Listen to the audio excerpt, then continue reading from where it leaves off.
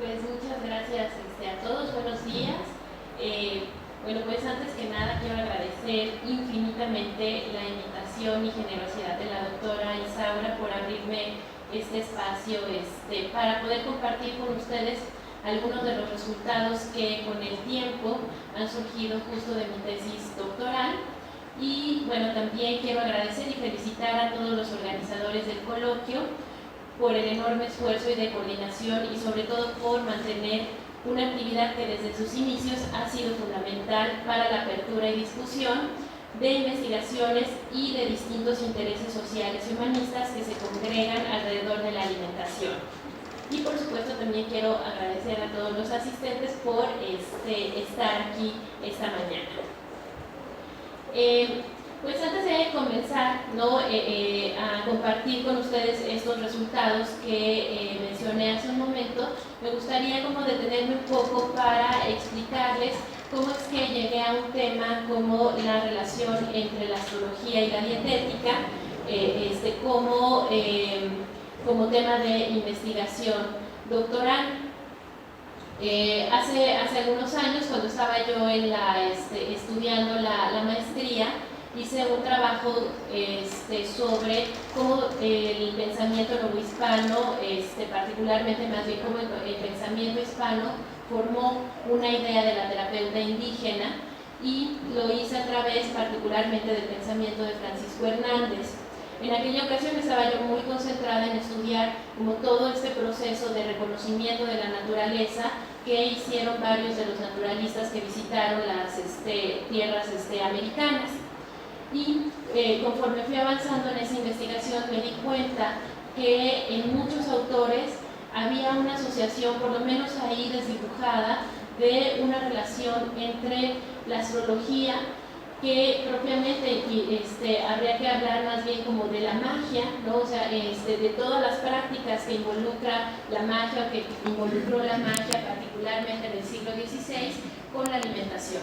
Entonces me pareció muy interesante poder explorar esa parte de la alimentación, y eso me permitió, por supuesto, formular sobre todo como preguntas, problemáticas y vías metodológicas que fueran de alguna forma una nueva manera de poder interpretar un tema que lo hemos estudiado desde muy distintas fronteras.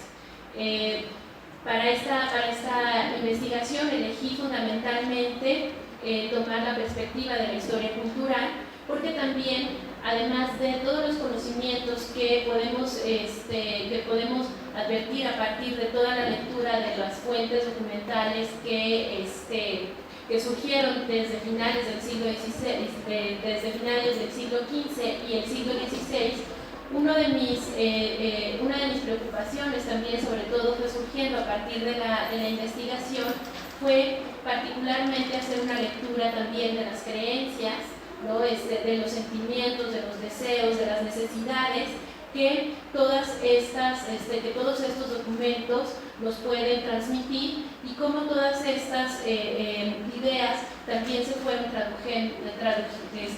traduciendo hacia la mentalidad novohispana. Entonces, en realidad, como supongo que todas las investigaciones, no ha sido una investigación fácil, o sea, no ha habido un camino fácil para poder asociar sobre todo estos conceptos de la magia, la alimentación, y todavía resulta un poco más complicado cuando hablamos del territorio novohispano. Sin embargo, hay vías metodológicas que me han permitido también poder hacer estas asociaciones, sobre todo desde la lectura de cuestiones que van más sobre las estructuras mentales, ¿no? que están detrás de todas estas ideas que se reflejan en los textos tanto europeos como los textos novohispanos. Entonces, bueno, pues para poder hablar en principio, ¿no?, de esto que yo le he llamado dietas astrológicas, en realidad es un tema que se ha explorado muy poco, y porque efectivamente los autores que nos permiten conocer los fundamentos de cómo se conformaron esto, lo que yo llamo como dietas astrológicas, no fueron abundantes, pero hay relaciones que son interesantes también por ahí comprender. Entonces, para que podamos entender qué es una dieta astrológica, en principio me parece que es importante explorar la relación que hay con la mentalidad de la época, ¿no? Esto que Michel Foucault habló en las palabras y las cosas del episteme, ¿no? De este pensamiento renacentista en relación sobre todo a la percepción del cosmos, o sea, cómo construyen los hombres renacentistas su entorno, y sobre todo una de las condiciones también muy importantes que se van a observar a lo largo de los distintos textos es la pregunta fundamental del Renacimiento es ¿qué lugar ocupa el hombre en ese cosmos? ¿No? Entonces, porque además ustedes saben, ¿no? Durante el Renacimiento surge toda una condición intelectual de preguntarse quién es el hombre, ¿no? Quién es el individuo, no solamente el hombre, sino el individuo frente a todo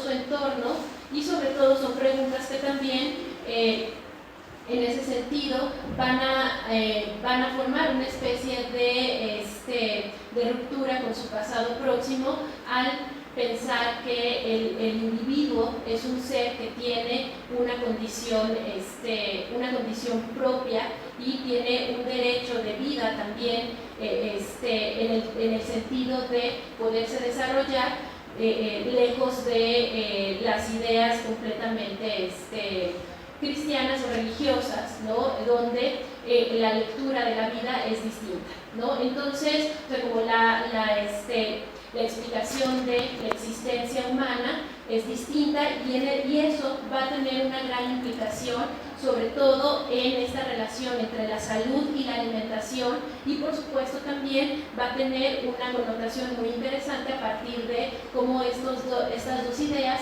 se incorporan a la cuestión de la astrología. Porque también una de las preguntas fundamentales entonces sería, ¿no? O sea, ¿cómo o de qué manera la astrología fue una brújula para la conservación de la salud para la conservación de la salud o la curación de las enfermedades?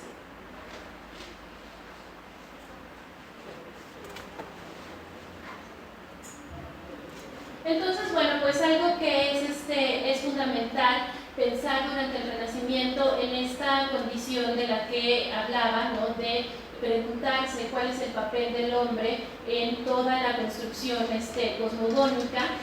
Uno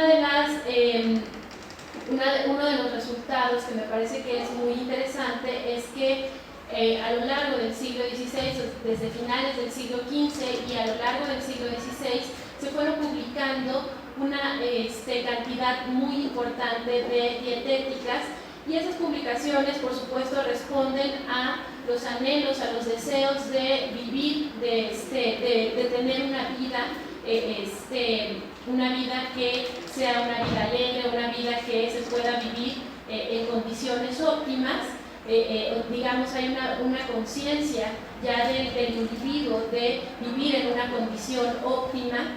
Y por otro lado también, por supuesto, hay un elemento fundamental que va a permitir la expansión de todas esas dietéticas o de libros donde se habla de la relación entre la alimentación y la salud, que van a ser que va a ser la imprenta, ¿no? O sea, gracias a la imprenta se pudieron multiplicar todas estas ideas, pero por otro lado también hay otra condición tan importante como la imprenta, que es que se empezó a escribir en lenguas vernáculas, y eso ayudó también a que hubiese una difusión del conocimiento, pero además muchos de los textos que se escribieron en lenguas vernáculas fueron textos que tenían más bien un carácter divulgativo, ¿no? O sea, lo que querían era llegar a una población mucho más amplia, y que incluso rebasa, ¿no?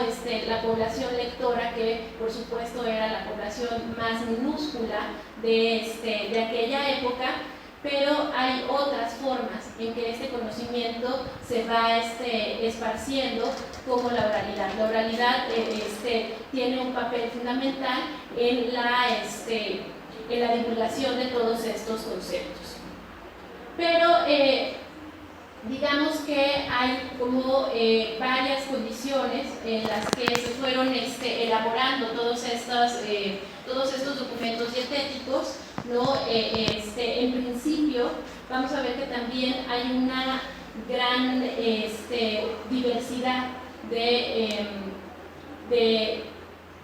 diversidad de formas de apreciación o de percepciones para escribir sobre la alimentación y la salud.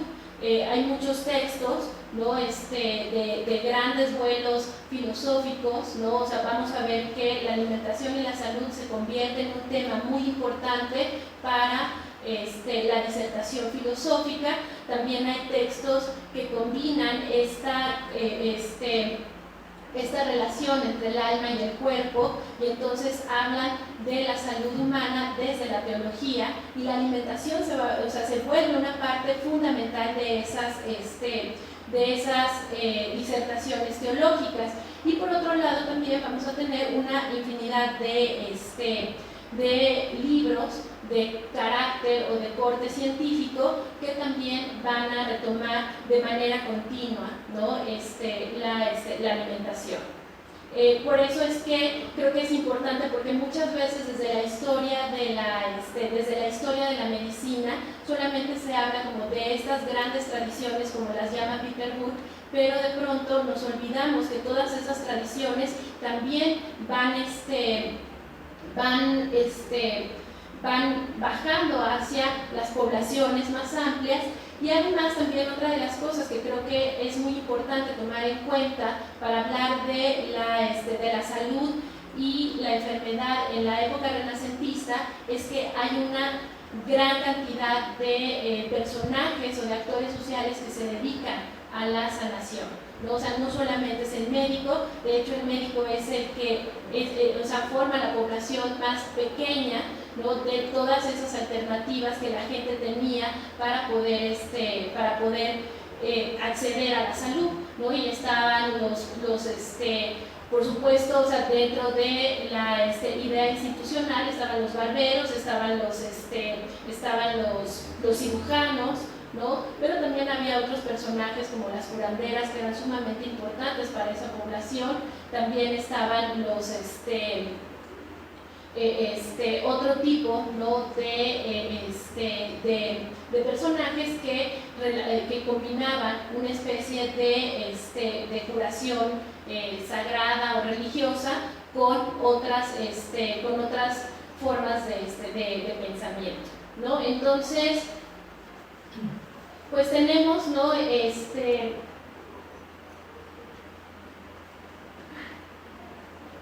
Tenemos estos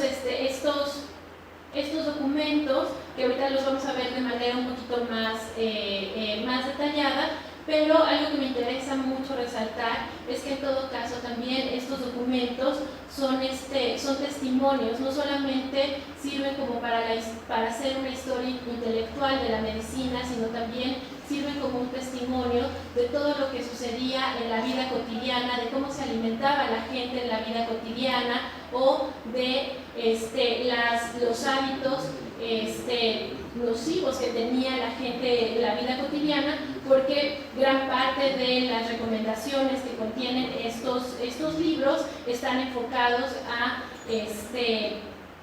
decir lo que no debe de hacer la gente, lo cual nos indica, ¿no? que era lo que en realidad hacía la gente. Por eso creo que habrá que humanizar más estos documentos, porque además son personas que también tienen preguntas, son personas que también se cuestionan sobre su realidad circundante, y sobre todo me parece que son personas que son observadores de lo que está sucediendo a su alrededor. Entonces, en ese sentido, ¿no? podemos pensar en estas fuentes como testimonios de una representación colectiva, ¿no? O sea, que nos permiten mirar cómo se estructura la realidad, en este caso la realidad alimentaria, las formas de pensamiento, las percepciones y las formas de comunicar todas esas experiencias. Al final de cuentas, que viven los hombres y las mujeres del Renacimiento.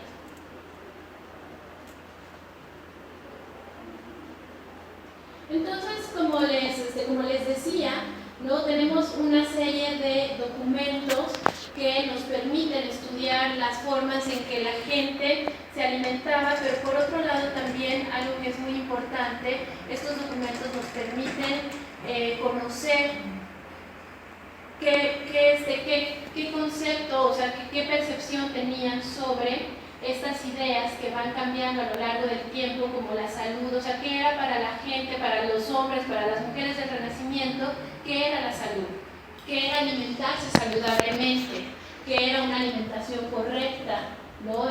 Saludable, y por supuesto que era, por ejemplo, también un estilo de vida saludable, ¿no? Que son conceptos que son totalmente afines a nuestra época, pero sin embargo, en el pasado, las formas de percepción de esas ideas son completamente distintas a cómo las vivimos nosotros en la actualidad. Entonces, estos documentos nos permiten conocer todas estas ideas de la sociedad renacentista. Hay un estudio muy interesante de un historiador llamado Ken Albala, que él ha estudiado de manera muy minuciosa todos los escritos que se elaboraron desde finales del siglo XV hasta mediados del siglo XVII, y Ken Albala, en una estructura me parece como un poco rígida, hace una división. Sin embargo, creo que la división puede ayudar a entender ciertos cambios que se van dando a lo largo del XVI con respecto a la alimentación y la salud. Ken Albala empieza hablando sobre un primer periodo, donde las dietéticas de finales del siglo XV todavía son muy dependientes de las autoridades árabes, ¿no? Después hace una segunda división. ¿No? Por ejemplo, en esta primera división menciona a Savonarola, ¿no? Que escribe un librito que se llama de las cosas que comemos, ¿no? Y otra de las dietéticas que más adelante nos vamos a detener mucho en ella es la dietética de Marsilio Ficino, que también es de finales del siglo XV y que en muchos sentidos, no solamente en cuestiones de la medicina, sino también en cuestiones de ideas mágicas. En efecto, Marsilio Ficino retoma muchos de la literatura y de las ideas que surgen de la cultura árabe, ¿no? Después vienen una serie de dietéticas que están muy preocupadas, sobre todo esta, por ejemplo, de Luigi Cornaro, está muy preocupado por una actitud que es muy definitiva de la época, que es la búsqueda de una larga vida, pero una vida que se viva de una manera muy plácida, una vida que se viva de una manera muy pues muy alegre, ¿no? O sea, es una forma de percepción de la vida distinta, ¿no? Ya no es sola, o sea, la vida ya no es solo un paso para llegar a otro lugar, sino que se toma en cuenta el proceso mismo, o sea, la gente toma conciencia de lo que significa el propio placer, lo que significa como la alegría por las cosas materiales, por ejemplo, dentro de las que tenemos los alimentos. Por supuesto que hay una restricción, ¿no? en esas formas de experimentar la vida. Sin embargo, sí hay hay una especie de pacto social, ¿no? donde la gente quiere vivir más, pero quiere vivir de una manera buena, o sea, tener una calidad de vida. Y entonces estas dietéticas lo que recomiendan son algunas, tienen algunas recomendaciones sobre, en principio, cómo alargar la vida. Es decir, a los jóvenes les van diciendo, les van dando una serie de consejos para que puedan extender su vida de manera correcta. Y por otro lado también hay una tendencia a escribir tratados que hablan sobre la vejez y que a lo que apuntan es hacia vivir una vejez digna, vivir una vejez también que sea plácida, y la alimentación en todo ello juega un papel fundamental. Entonces tenemos a Cornaro, que escribió sobre la vida sobria. Cornaro él mismo se sabe que vivió cerca de 99 años, entonces seguramente sus recomendaciones eran bastante efectivas. De hecho, Cornaro se volvió sumamente estricto. Si pensamos hoy en la nutrición, que es muy estricta, seguramente muchas de esas ideas podrían venir de este personaje, que además fue el primero en dar medidas, es decir, tenemos que medir la comida que comemos de manera muy matemática, ¿no? Entonces, el tratado de Cornaro se publicó hasta el siglo XIX, fue uno de los tratados con más adeptos, con más lectores.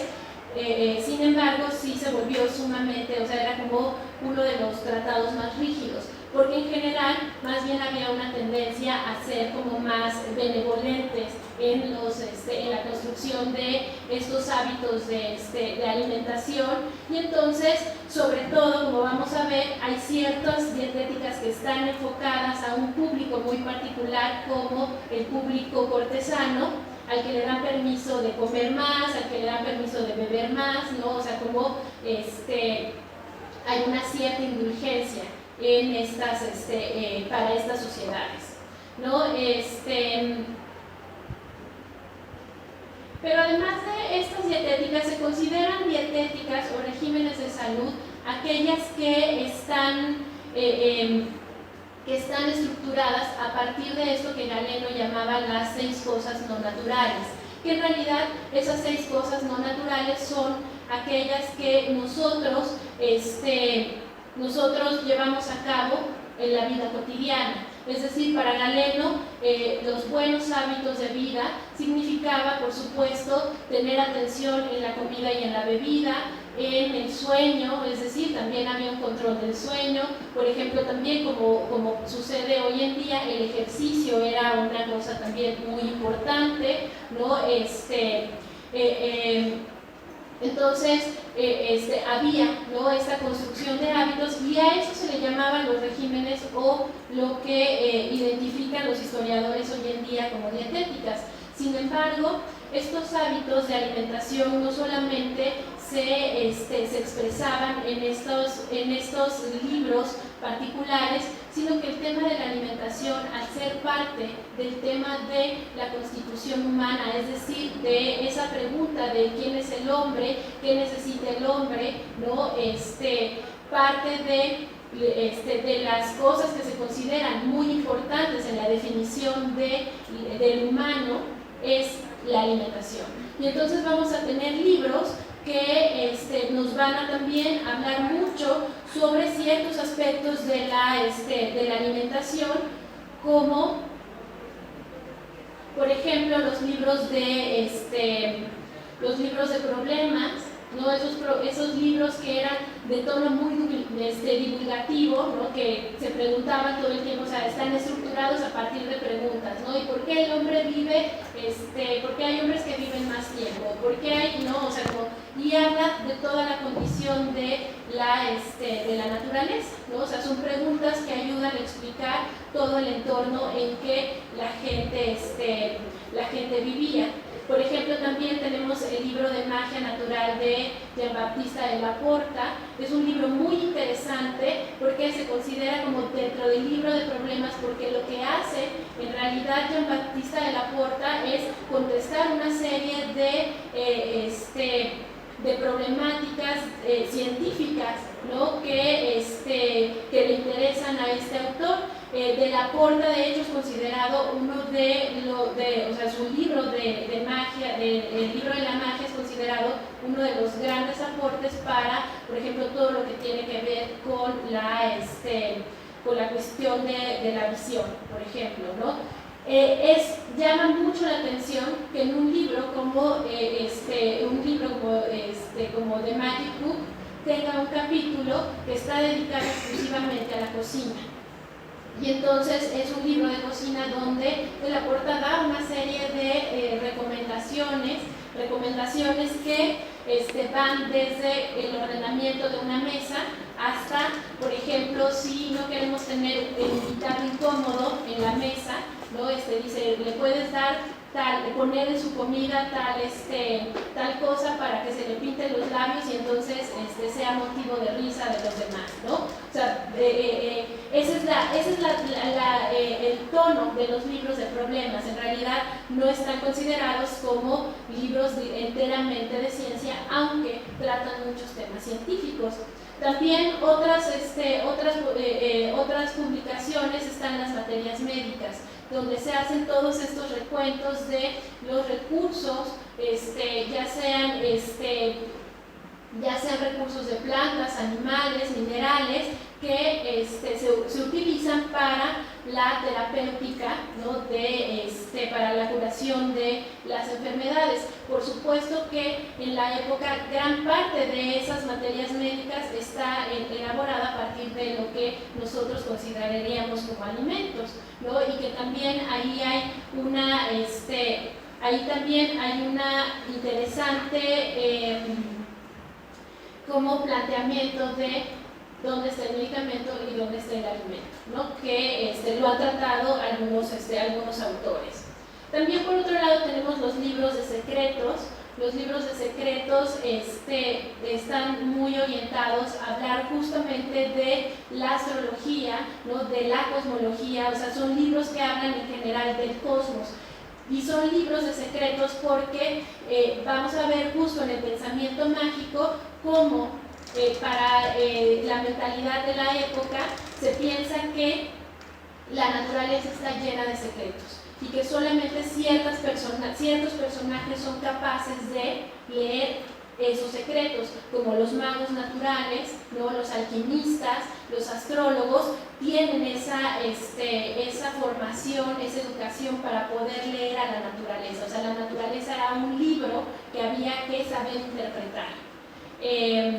Por otro lado también tenemos los repertorios, ¿no? Que son libros también dedicados a hablar sobre cuestiones de astrología, del cosmos y del mundo elemental, del funcionamiento del mundo elemental, y por supuesto entre ellos está el hombre y todo lo que todas esas necesidades que tiene el hombre, como la alimentación.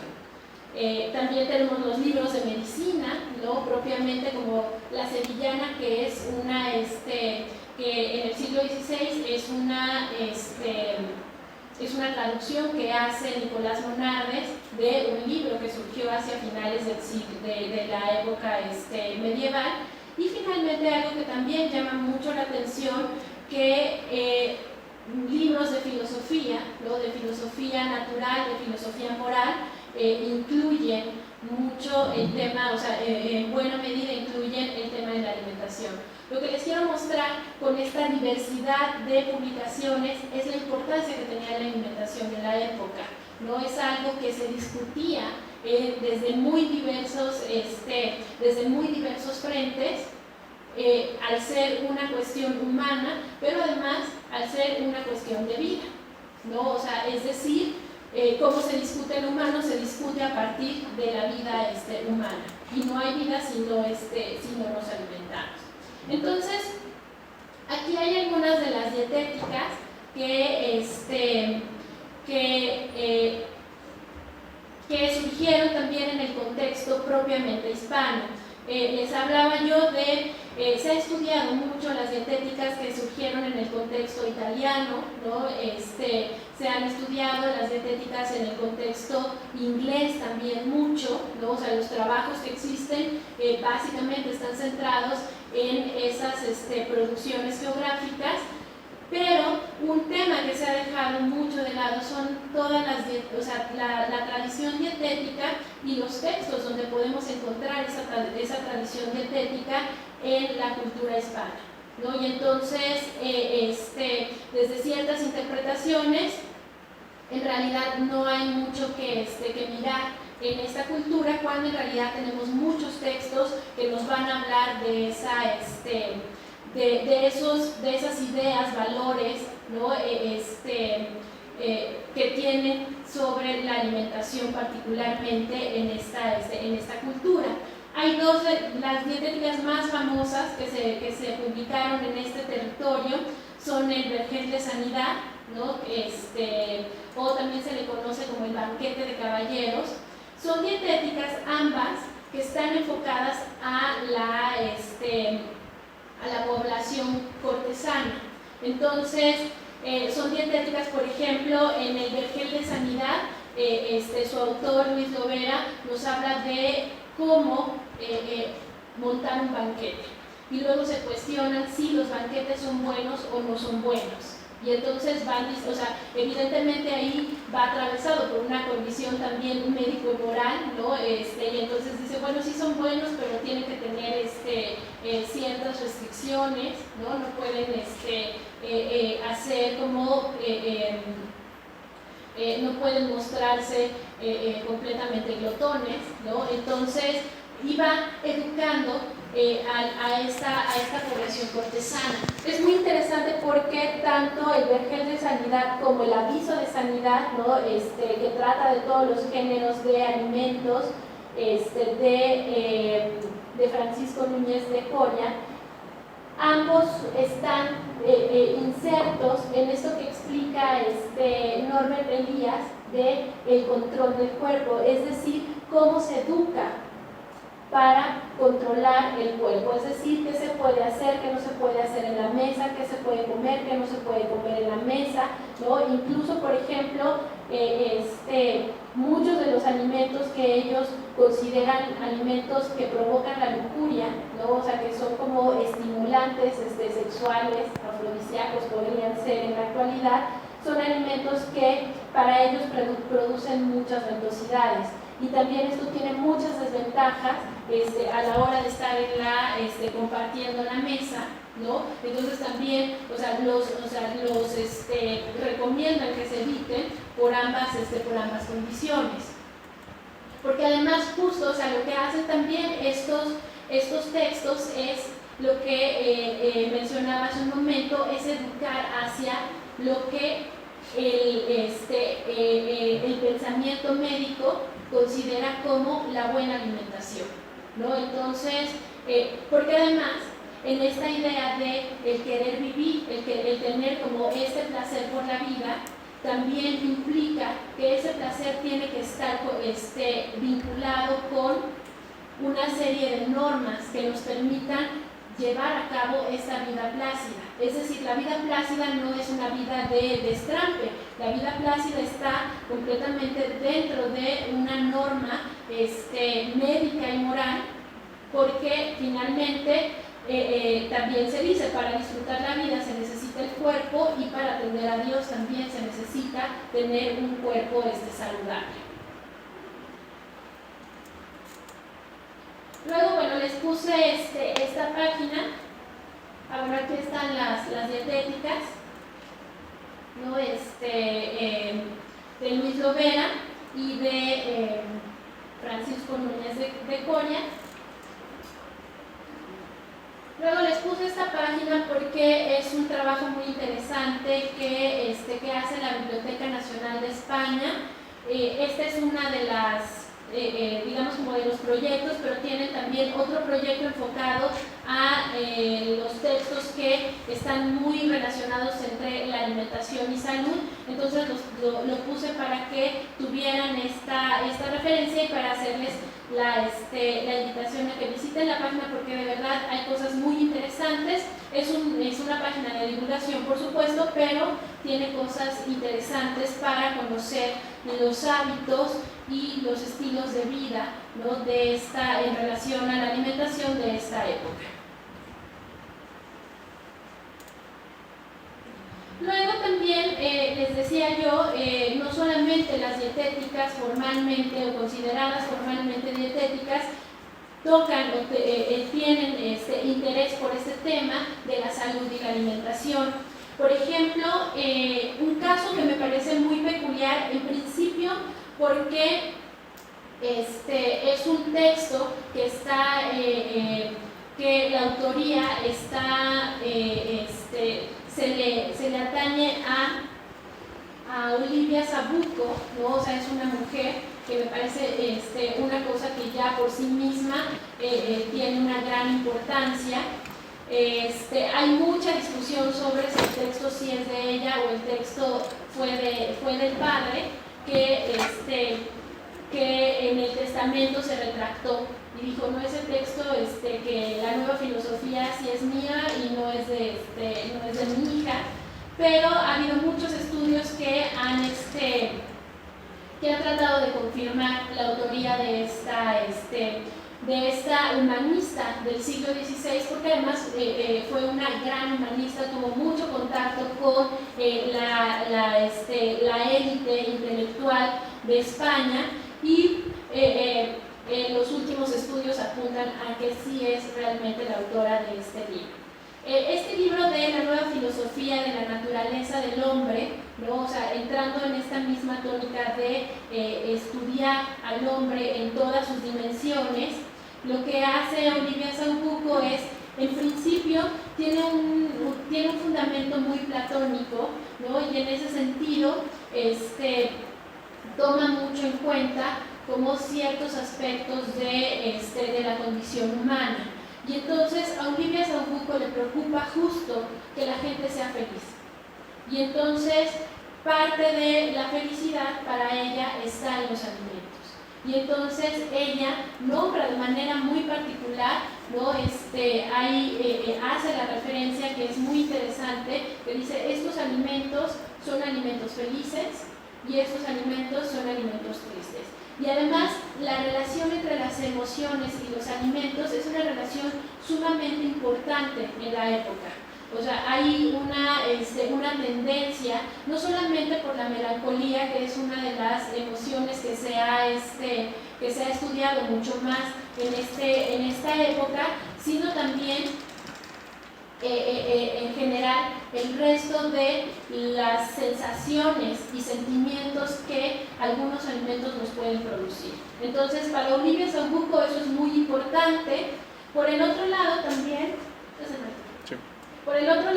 tenemos el libro de los diálogos de filosofía moral, natural y moral. La filosofía natural también es un tema muy importante para el siglo XVI, ¿no? En esta búsqueda de explicar todo el entorno, tanto celestial como terreno. Entonces, pues muchos de estos libros están enfocados, ¿no?, a decir qué es el mundo, ¿no? O sea, explican qué es el mundo, qué es un mineral, ¿no?, etcétera. Y este libro en particular tiene una parte que es un convite, donde hablan de la alimentación a partir de una cena. Entonces, una fórmula didáctica muy extendida en el Renacimiento pues fueron los diálogos. Y entonces había, ¿no?, esta interacción entre los participantes de esos diálogos, y entonces es muy divertido que van a la casa de uno de los que están participando en este diálogo, invitan a un médico y entonces le dicen, ¿no?, lo invitamos porque lo que queremos saber es cómo funcionan los alimentos, cuándo los debemos de comer, cómo los debemos de comer, cuáles son buenos, cuáles son malos, ¿no?, etcétera. Entonces, y tenemos otros textos. hay un texto de principios del siglo XVI de Álvarez de Mirabal que habla sobre también sobre la constitución moral y natural del hombre. Mirabal fue un teólogo y él está muy preocupado sobre el lugar del alma y cómo el comer puede afectar también todas estas condiciones, digamos, como corpóreas que también son parte del ser humano, ¿no? Porque además hay una tendencia también en el siglo XVI que vamos a ver con Platón, con Ficino, hacia el platonismo, ¿no? Es decir, hacia el estudio también de esta condición incorpórea que es la substancia del hombre, ¿no? Entonces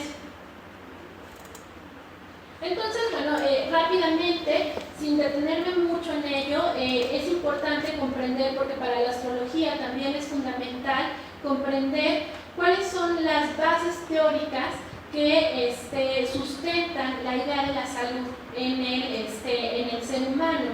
Y entonces se habla, creo que todos conocemos, hemos escuchado hablar de la teoría de los humores, ¿no? Esta teoría donde nos dicen que el equilibrio entre los 4 humores que forman el cuerpo humano nos hace estar en un estado de salud. Sin embargo, hay como una serie de cosas que es importante decir, que la teoría de los humores en principio pues es una teoría completamente utópica, porque de acuerdo a todas las ideas que se expresan en estos textos, pues nadie podría estar en esa condición, de equilibrio, ¿no? Siempre hay algo, porque además algo que también es muy importante pensar es que la teoría de los humores nos permite tener una conexión con la naturaleza, es decir, el hombre está completamente integrado a la naturaleza de acuerdo a la teoría humoral. Entonces, todo lo que existe afuera tiene una afección en nosotros. Entonces, si es primavera, hay una afección. Si es verano, hay una afección. En invierno hay otra afección. Es decir, es de acuerdo a todo lo que expresan estos autores, sería muy difícil llegar a un equilibrio que era el estado ideal de salud, ¿no?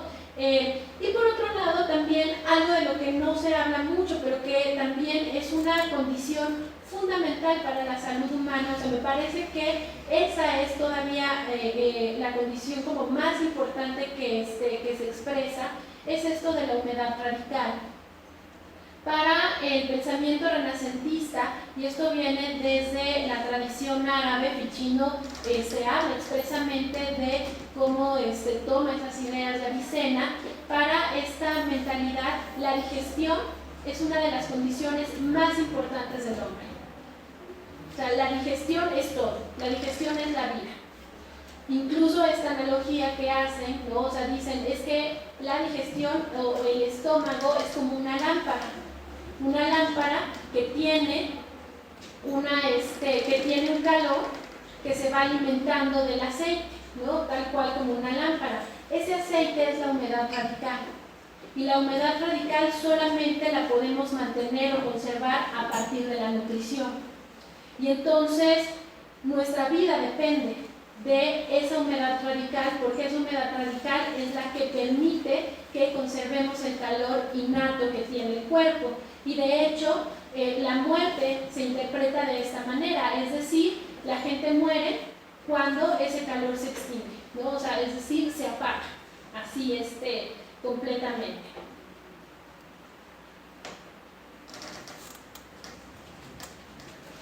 Entonces, bueno, como les decía, ¿no? En la teoría de los humores, todo tiene relación con el todo, que además es una idea fundamental que tiene el pensamiento renacentista, ¿no? Esta idea de las analogías, esta idea de las formas simpatéticas, es decir, todo se relaciona con el todo, ¿no? Incluso desde la astrología, ese todo implica el cosmos.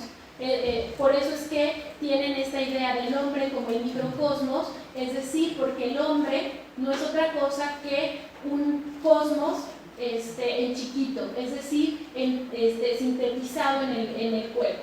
Pero nosotros, igualmente como el cosmos, tenemos un sol, tenemos diversos de los elementos que componen, ¿no? Digamos, como cuerpo cósmico, también está reflejado de alguna forma en el cuerpo social, ¿no? Es decir, nuestro corazón es el sol, el cerebro, ¿no? También tiene una analogía con algún planeta, ¿no? De acuerdo a las funciones que ejercen sobre nuestro propio cuerpo.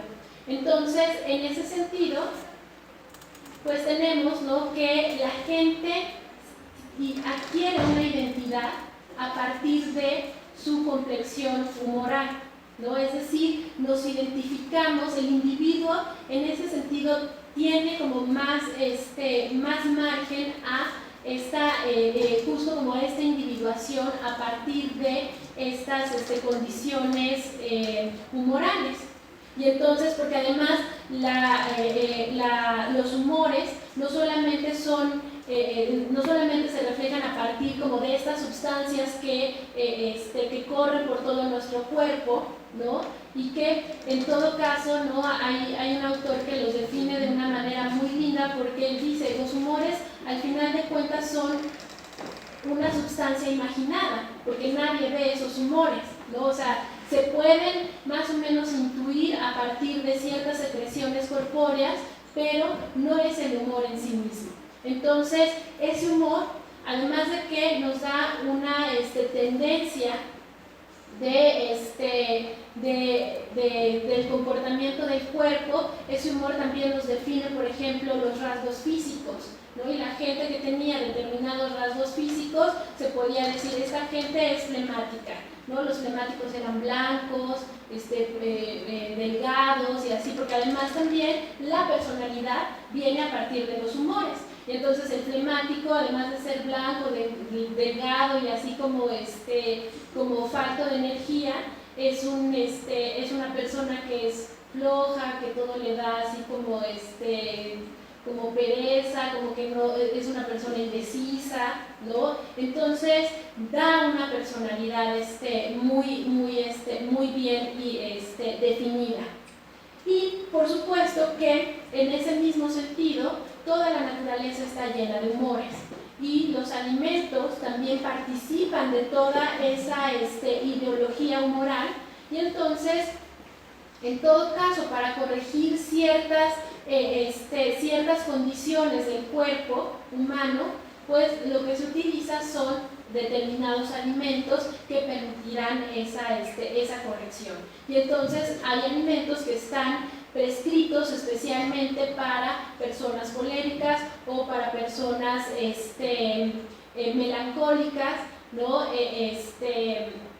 O para personas sanguíneas, que eran las personas más alegres, ¿no? Eran como los dicharacheros de la época, eran gorditos, muy sonrojados, ¿no? A diferencia del melancólico, que era como gris, ¿no? Así lo ponen, o sea, como un poco pensando también en los colores que tienen estos humores, ¿no? Que se les atribuía estos humores. O sea, el melancólico era gris, ojeroso, y por supuesto con cara de triste todo el tiempo, ¿no?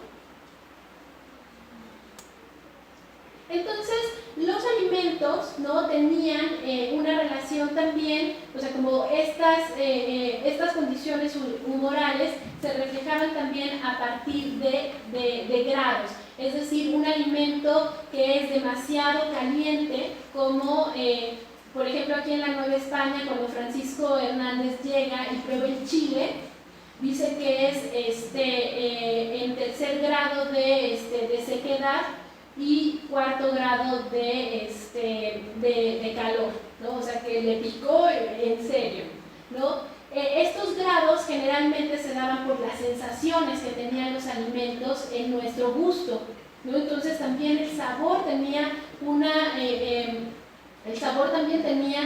un lugar muy importante en esta idea entre la salud y la alimentación, porque había alimentos que, de acuerdo a sus sabores, podían ser más provechosos para la salud o sabores que más bien podrían ser muy nocivos para la salud. Además también algo que es muy interesante es que el registro de sabores que tienen es muy amplio, muy amplio. Tiene, por ejemplo, sabor insípido, sabor graso, ¿no? Hay un sabor que es así como, no recuerdo bien, pero es un sabor que es como ni lo tomamos en cuenta porque no sabe a nada, ¿no? O sea, es todavía peor que el insípido porque además hay grados también en esos sabores, ¿no? Y entonces, bueno, aquí está esta idea que les decía de la importancia que tiene la digestión, de la importancia que tiene el estómago como un órgano de vida, ¿no? O sea, nosotros generalmente pensamos en el corazón, pero nadie piensa en el estómago como nuestro fundamento de vida. Y entonces, Juan de Barrios justo dice, ¿no? Es que el estómago es muy importante porque es el cocinero que guisa para el resto de la casa, ¿no? Es decir, porque su labor es la de cocer los alimentos. Hay una primera cocción en el estómago y esa primera cocción, el kilo, ¿no? Que resulta de esa primera cocción pasa al hígado, donde se forman los humores en una segunda cocción, y esos humores pasan por la sangre, ¿no? Entonces, por eso es muy importante. Si aquí la cosa no funciona, nuestra vida está en peligro. Si tenemos una mala digestión, nuestra vida está en peligro. Si una de las explicaciones, ¿no? que hay de por qué muere la gente, además de calor innato, puede ser porque hay un mal funcionamiento de la digestión. Una persona joven puede morir por tener un problema digestivo. Y la digestión es una cuestión que se aplica al resto del entorno, es decir, en el pensamiento renacentista todo pasa por un proceso culinario. Es decir, se explica, ¿no? El funcionamiento de la naturaleza a partir del proceso culinario, que es distinto después, por ejemplo, en el siglo XVII, esa explicación del entorno va a ser a partir de la fermentación. Y entonces ya la digestión no va a ser una cocción, sino va a ser una fermentación, ¿no? Pero es muy interesante cómo eso se aplica a todo el ciclo natural. Finalmente, bueno, pues vamos acercándonos, ¿no? Hacia la idea de qué lugar cobra en la astrología la alimentación. Todas estas, este par de teorías son teorías que aplican completamente a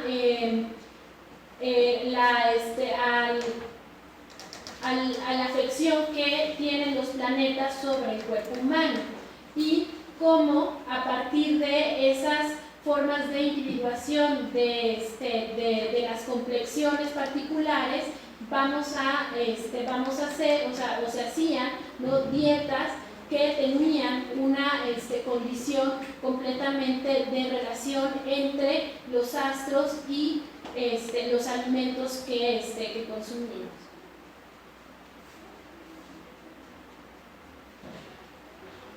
Entonces, bueno, aquí nada más muy brevemente, algo que es importante comprender para comprender la astrología y las prácticas mágicas en general en el Renacimiento.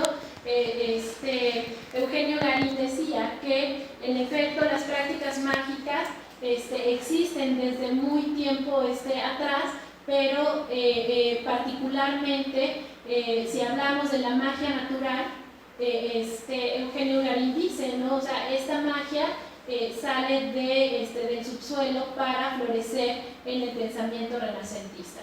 O sea, el tema del Renacimiento es la magia natural en muchos de los filósofos intelectuales y que también tiene una relación muy estrecha con la idea del individuo frente al cosmos. Y entonces tenemos, ¿no? en estas ideas tenemos esta concepción del macrocosmos y el microcosmos, y entonces en esta concepción es la que nos va a dar como la base teórica de por qué un planeta puede afectar a la condición humana corpórea. Y entonces pues hay órganos solares en ese sentido, o sea, si nosotros somos el cosmos mismo, hay órganos solares que el Sol, ¿no? Que este gran astro también va a tener una afección directa, ¿no? Uno de los autores más importantes, que es en el que me centraré en los próximos minutos, ¿no? Nada más para ejemplificarles algunas de las ideas que se muestran en este libro. A Marsilio Ficino se le ha estudiado como un gran filósofo del Renacimiento, ¿no? Y en efecto hay tratados, estudios, investigaciones sumamente densas, ¿no? Sobre el pensamiento de Marsilio Ficino. Sin embargo, poco se ha estudiado sobre la relación que tiene Ficino con la alimentación, con la vida cotidiana, con lo que les decía, o sea, como con las preocupaciones de las personas en la vida cotidiana. Por supuesto que las prácticas mágicas también funcionaron en varios niveles. Había una discusión propiamente también en el Renacimiento de la magia natural contra la magia demoníaca o la magia popular, pero finalmente a nivel ulterior muchas de las ideas que contienen ambas formas de pensamiento y de práctica están muy relacionadas. En el ámbito popular se creían también había muchas creencias que eran parte de los alimentos. Por ejemplo, digamos, en la constitución del cuerpo, uno de los elementos más importantes, además de los humores, son los espíritus que transportan, ¿no?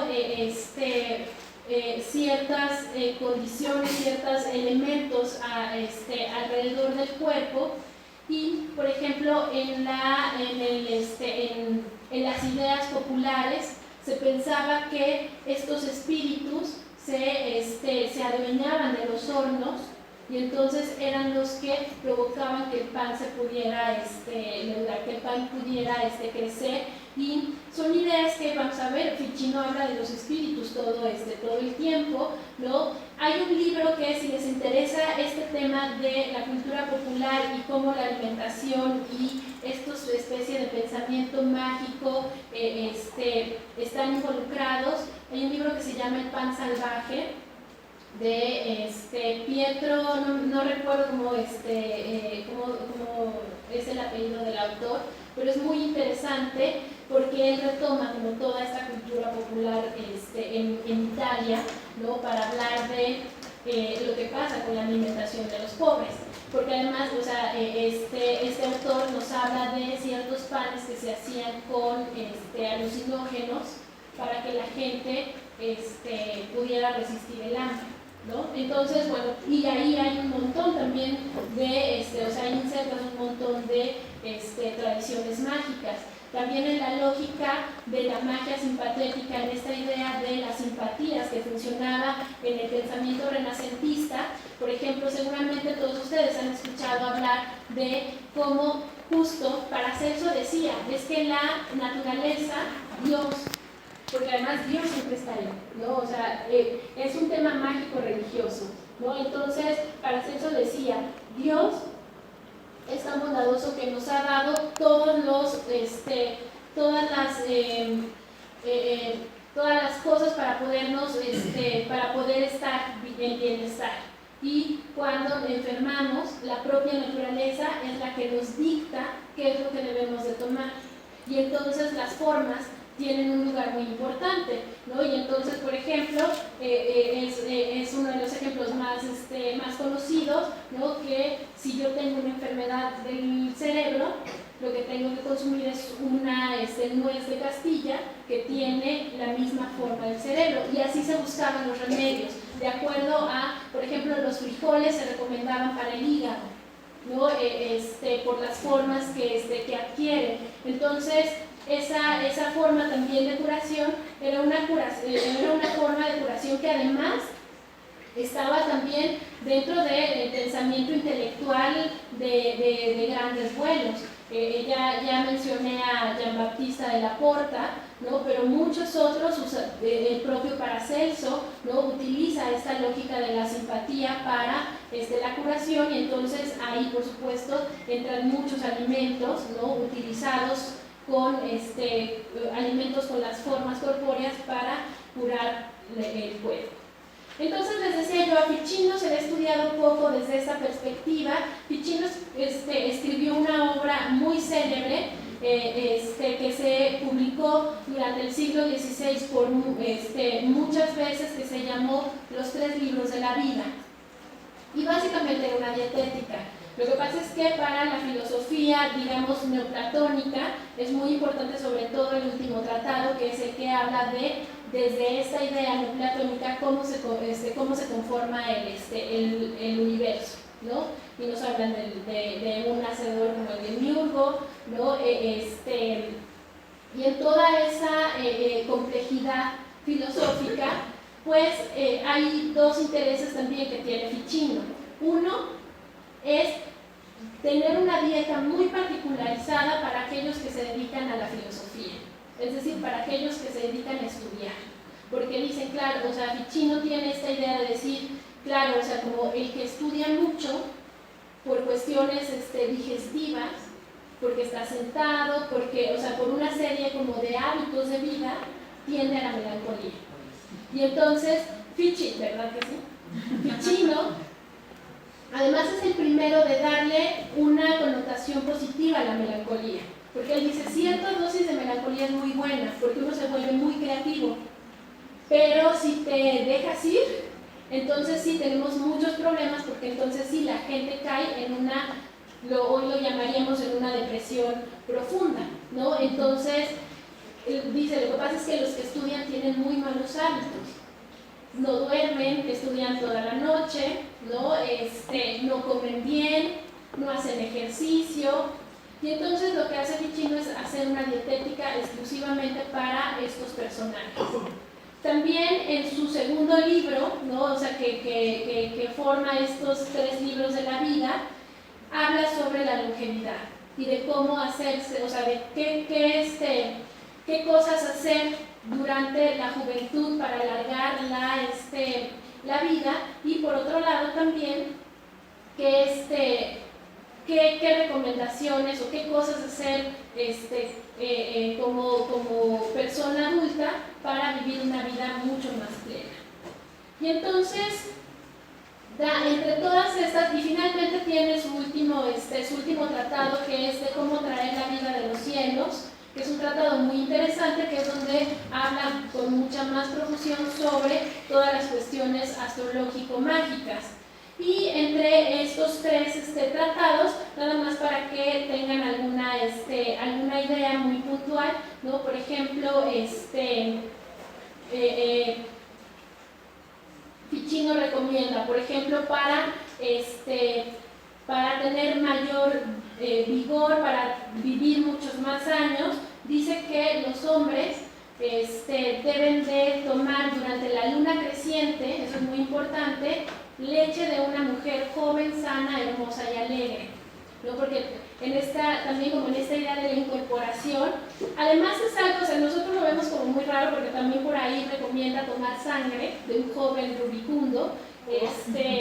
Nosotros lo vemos bastante extraño, pero en realidad en la época los usos terapéuticos del cuerpo eran muy comunes, ¿no? O sea, se utilizaban partes del cuerpo para tener mejor salud, ¿no? Entonces, Ficino, por ejemplo, habla de ciertos alimentos solares, ¿no? Dice, para que estés mucho más alegre, para que estés como mucho más brillante, lo que debes de hacer es consumir alimentos solares como la miel, el azafrán, la canela. Menciona el león, no sabemos si en realidad lo consumían, pero para él el león también dota de esas fuerzas, ¿no? Y finalmente también, por ejemplo, hay alimentos de Venus, y Venus en el sentido más bondadoso. Venus da mucha dulzura, ¿no? O sea, Venus es como la madre amorosa, o sea, como el amor, pero en un sentido mucho más dulce, y por eso dice, bueno, hay estos alimentos, ¿no? Y alimentos de Venus son almendras, piñones, avellanas, ¿no? Etcétera. En realidad, bueno, hay muchísimo más que se podría ejemplificar, pero aquí lo importante es pensar que la dieta astrológica está conformada por, en principio, ¿no? Por los alimentos que pertenecen a cierto planeta por las cualidades que tiene, puede ser a partir también de una conexión humoral, pero también porque, o sea, por ejemplo, el azafrán es del sol porque es amarillo, ¿no? O la miel o la yema del huevo también lo pone como un alimento solar, ¿no? Entonces pueden ser a partir de estas características, también pueden ser por analogía del planeta al órgano, ¿no? Y justo, o sea, como el aspecto físico de ese alimento. Y hay otra cosa fundamental, ¿no? Que no solamente viene de este neoplatonismo, sino también viene de un ambientalismo hipocrático, que es como la función que tienen las estaciones, por supuesto, ¿no? O sea, cómo influyen, o sea,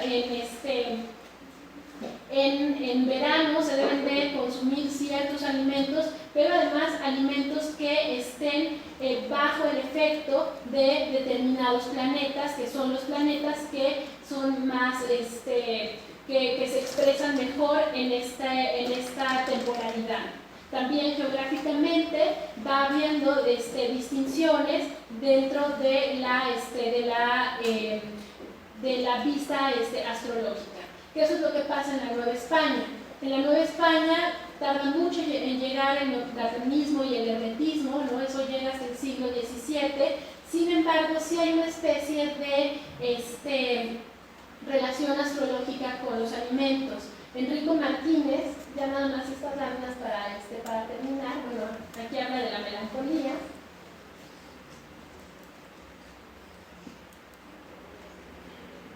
¿No? Tenemos algunos personajes de la Nueva España que discuten la cuestión de la astrología, ¿no? Aquí es muy pálida esa discusión, ¿no? En el siglo XVI, pero hay autores como Juan de Barrios, ¿no? Que tiene un texto llamado, ¿no? La verdadera medicina, cirugía y astrología. En realidad Juan de Barrios está muy en contra de la astrología, ¿no? Dice que eso son cosas que no son ciertas, pero habla de toda la teoría astrológica a partir de querer negar esa práctica, habla de toda la teoría, pero hay otro texto muy importante también, si le cambiamos.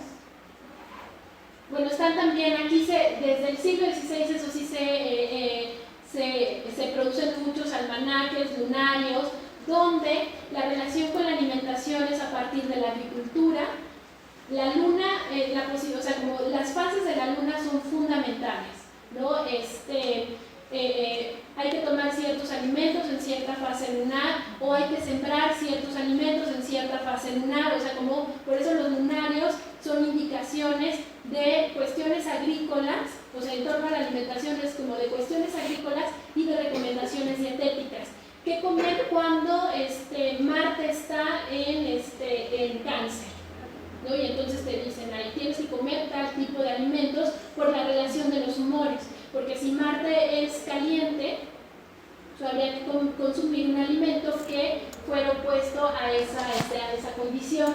Entonces los almanaques lunarios nos ayudan a tener esa información. Y por otro lado, finalmente, ahora sí, tenemos a Enrico Martínez, ¿no? Que es así como el gran autor sobre la astrología de principios del siglo XVI. Enrico Martínez era un cosmógrafo, hizo muchas cosas de construcción en la Ciudad de México, se ayudó a urbanizar mucho la Ciudad de México, pero entre las curiosidades que tiene este autor es haber escrito su repertorio de los tiempos, que sigue el mismísimo modelo de los repertorios que se publicaron en España. Y él de lo que habla, y aquí es interesante porque hay una especie de adaptación, traducción cultural. Entonces, Enrico Martínez incluye en todas estas teorías astrológicas, agrícolas, alimentos propios de la tierra hispana o americana, ¿no? Y entonces habla del maíz y de las cualidades que adquieren estos alimentos de acuerdo a las tierras y los astros americanos, porque en sus ideas los astros son distintos en Europa que en América, y por eso también los alimentos son distintos, y por eso también en buena parte del siglo XVI los españoles algunos españoles tuvieron como cierta renuencia a consumir, por ejemplo, maíz, porque decían es que aquí la gente es flemática, y es flemática porque el maíz los hace flemáticos, y entonces si yo como maíz, lo que me va a suceder es que me voy a volver flemático, y me voy a volver tonto, me voy a volver todas esas características. Francisco Hernández describe perfectamente cómo son los flemáticos de las tierras americanas, indianas, ¿no? Entonces, todo eso, o sea, en Nueva España la relación entre astrología y alimentación se expresa de una forma un tanto distinta. Tiene que ver más con esa preocupación de qué tipo de alimentos, o sea, qué tipo de tierra es esta, ¿no? O sea, qué tipo de alimentos da esta tierra, y en ese sentido, qué astros también, ¿no? O sea, cuáles son las influencias que hay en esta tierra, a diferencia de lo que sucede en la península. Entonces, además también se sabe, o sea, sí hay una biblioteca muy importante de mediados del siglo XVI, donde está llena de libros de astrología, de alquimia, de magia, o sea, como aún con la Inquisición, de pronto parece que la Inquisición negó absolutamente todo, o de verdad así como prohibió todo, o sea, lo prohibía, pero eso no significaba que en la vida corriente la gente pudiera tener de alguna forma acceso a todos esos, a todas esas ideas, a todos esos conocimientos. Entonces, sí hay un desarrollo astrológico hermético, pero más centrado en el siglo XVII, ¿no? Y bueno, pues eso sería parte, ¿no?, muy chiquita de lo que he trabajado. Y pues muchas gracias.